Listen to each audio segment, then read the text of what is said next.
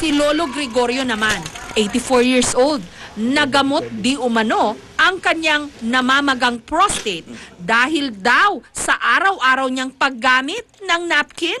Marami kasi nagpayo na nakakatulong yan sa mga may diferensya sa prostate. Kaya ang ginawa ko, gumamit rin ako. Dahil sa aming narinig, lalo kaming naintriga. Hi, I'm Greg, turning 85 several years ago. Nagkaroon ako ng sakit na prostate. Kanya ako'y through examination, napansin nila na talagang meron akong prostate na sickness. Naramdaman kong hirap akong umihi. At ang ihi ko, hindi ko dinyos. Minsan, malit pa bang ihi ng pusa, kaya ako'y kinakabahan. Ngayon, nung in-examine ako sa Magaling Hospital, hindi ako tinto. Kaya ako'y napag-examine ulit sa PGH para ma-confirm ko kung talagang may prostate ako. Totoo nga, mayroon. Within a week, pinabalik ako para masiguro kung talagang prostate na sakit ko. Marami na akong mga kasabay doon na yun na sakit. Yun na prostate, nangyayari sa mga taong edad na 60 pataas. Sakit na yun. Yun kung hindi maagapan, maaaring ikamatay. Sapagkat iba nga, hindi na makahi sa kanyang sakit na yun. Binubutasan na lang tagtagilira para makalabas yung ihi. Ngayon, after a week, na binigyan ako ng doktor ng tablets.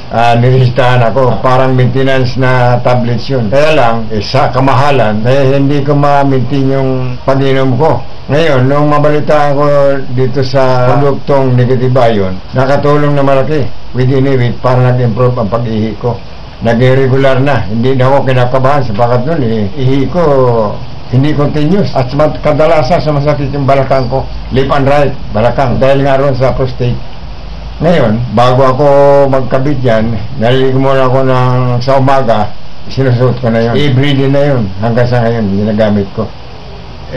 Last week nagkaroon naman ako na rheuma sa tuhod, sa kanan tuhod ko. Ngayon, nag-inom na ako ng gamot na pang rheuma. Mayroon ng ginagamit ko is Loalimin, hindi effective. Mayroon pa akong na ginagamit. Kuminsan, wala, parang tinutusok yung tuhod ko. Tuhod ko parang tinutusok na krayo. Hanggang sa pababa, yung laman medyo kumikirot. Ngayon, ang ginawa ko, try out itong Negatibayon.